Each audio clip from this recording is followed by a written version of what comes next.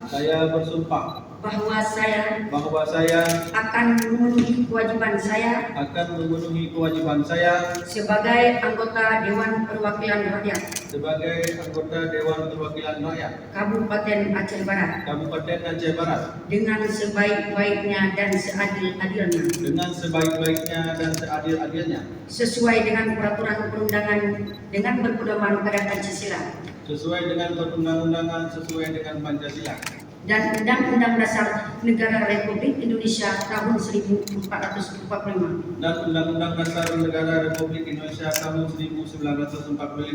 bahwa saya dalam menjalankan kewajiban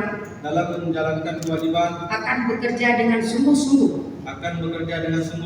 demi tegaknya kehidupan demokrasi serta mengutamakan kepentingan bangsa dan negara daripada kepentingan pribadi seseorang dan golongan. Bahwa saya akan memperjuangkan aspirasi rakyat dan daerah yang saya wakili untuk mewujudkan tujuan nasional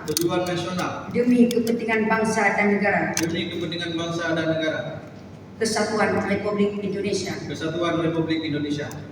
Melalui 24 Februari 2025 yang memandu pengajuan sumpah anggota DPRK Aceh Barat masa keanggotaan tahun 2024-2029,